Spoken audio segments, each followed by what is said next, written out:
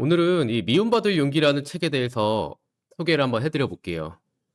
제가 이 책을 지난주에 읽었는데 이 책을 왜 읽게 됐냐면 좀 최근에 열등감 같은 게 많이 올라오더라고요. 일을 쉬면서 전에 이제 하던 일과 삶에서 이렇게 좀 멀어지다 보니까 좀 마음도 급해지고 많이 다른 눈치들도 좀 보게 되고 다른 사람들보다 뒤처진다는 생각에 열등감이 좀 많이 올라오더라고요. 그리고 제가 옛날부터 좀 인정받고 싶은 마음이 되게 크게 있으면서 반대로 "야 너 왜 이렇게 니 밖에 몰라. 되게 너 자기중심적이다. 내 얘기도 좀 들어." 하는 얘기도 좀 많이 들었어요. '왜 남 눈치를 보는데 동시에 자기중심적이지? 다른 사람 눈치를 본다는 건 상대방을 생각하는 거 아닌가?' 이런 생각을 전부터 했었고 얼마 전에 몇 달 전에 와이프랑 이렇게 서로 부부관계에 관한 책을 보면서 이런 체크리스트를 한번 체크를 한번 해 봤어요.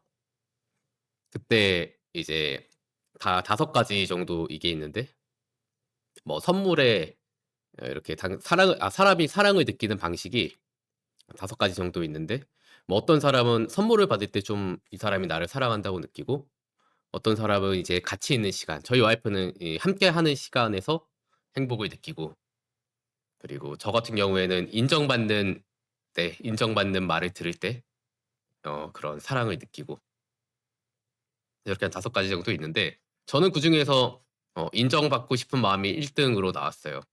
저도 그렇게 생각했고 와이프한테 이렇게 되게 "어 여보 잘하고 있어. 멋있다." 이런 말을 들을 때가 가장 뭔가 제가 잘하고 있다고 느껴지고 또 뿌듯하고 제 존재가 좀 확인되는 것 같은 그런 마음을 저부터 좀 받았었는데 그래서 가장 먼저 좀 이 열등감이 좀 많이 올라와서 그걸 좀 해소할 수 있는 책들을 찾다 보니까 이 책을 좀 찾고 있었어요. 그래서 미움받을 용기를 한 며칠에 걸쳐서 좀 읽었는데 처음엔 이게 저는 심리학 책인지 몰랐거든요. 근데 이 책이 아들러 심리학에 관한 책이더라고요.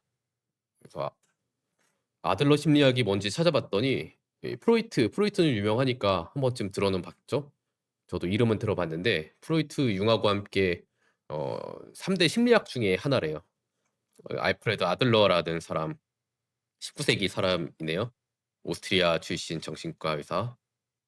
그리고 그리고 얼마 전에 또 죽음의 수용소라는 책을 다시 한번 읽었는데 10년 만에 그 죽음의 수용소의 작가도 이 오스트리아 출신이에요. 맞나? 예.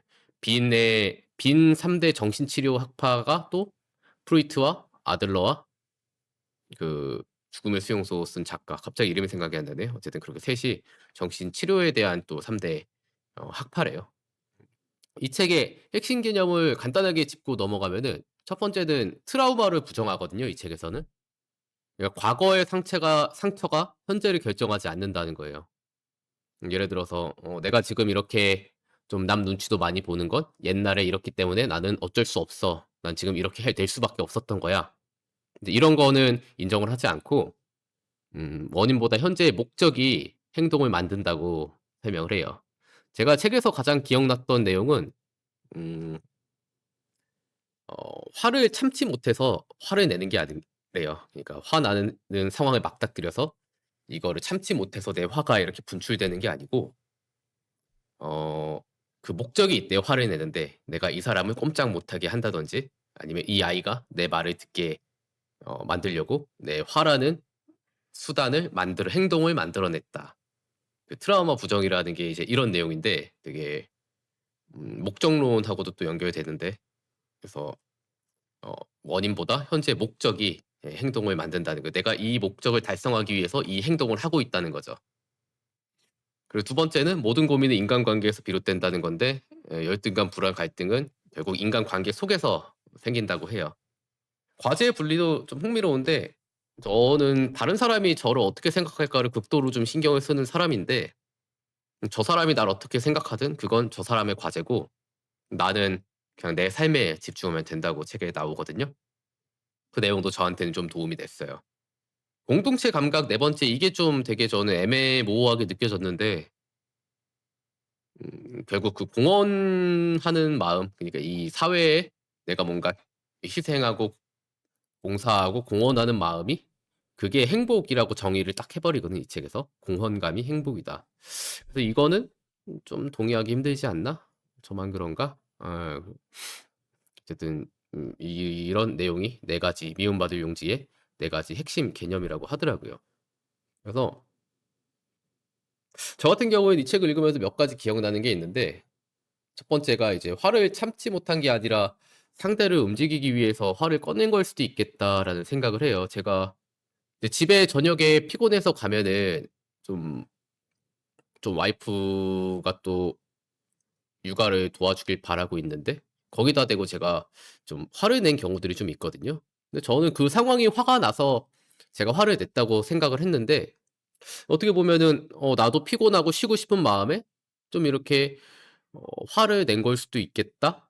약간 이런 생각이 들더라고요. 그래서 내가 이게 내가 화를 참지 못한 게 아니고 와이프가 내 말을 듣게 하기 위해서, 아니면 이 상황을 주도하기 위해서 이렇게 꿍하고 화를 내고 한 걸 수도 있겠다.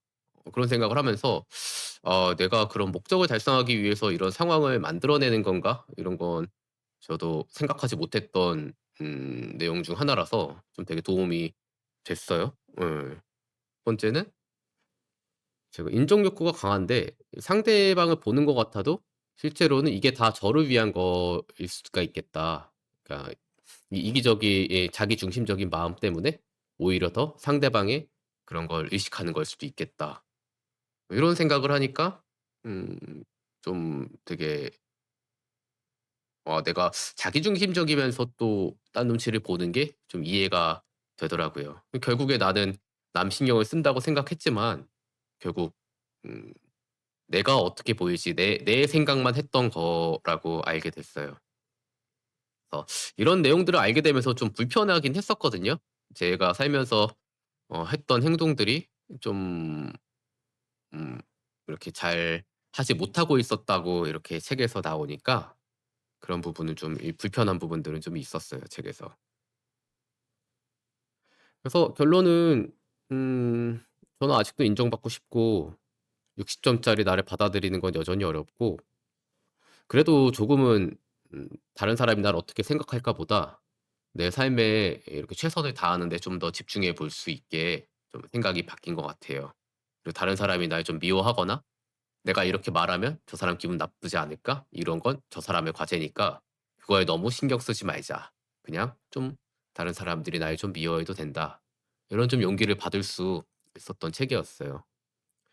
그래서 여태까지 살면서 다른 사람들의 이런 시선들이나 생각을 너무 의식하면서 어 많이 좀 제가 원하는 방향으로 살아가지 못했던 것 같아서 많이 후회가 되거든요. 그래서 이 책도 마찬 도움이 좀 되는 부분이 있었고, 앞으로 다른 어 책도 읽고 뭐 상담도 받아 보면서 이런 부분을 좀 깨 보면서 살아갔으면 좋겠다고 생각을 하고 있어요. 그래서 이런 열등감이나 자존감 회복, 그리고 내 삶의 방식을 만들어가는 그런 책들을 요즘에 많이 읽고 있으니까 다음에 또 좋은 책을 한번 읽게 되면 제가 추천을 또 드려 볼게요. 그래서 이 책은 저는 이 학문적인 책인지 몰라서 좀 안 맞는 분들도 많을 거라고 생각해요. '아 뭐 하는 소리야?' 어 이런 의견도 많을 것 같은데, 저 같은 경우에는 이런 몇 가지 이 책에서 이제 제안해 놓은 이런 예시들이 되게 제 삶을, 제 행동 방식을 좀 돌아보게 하는 그런 부분이 있어서 저는 괜찮았어요.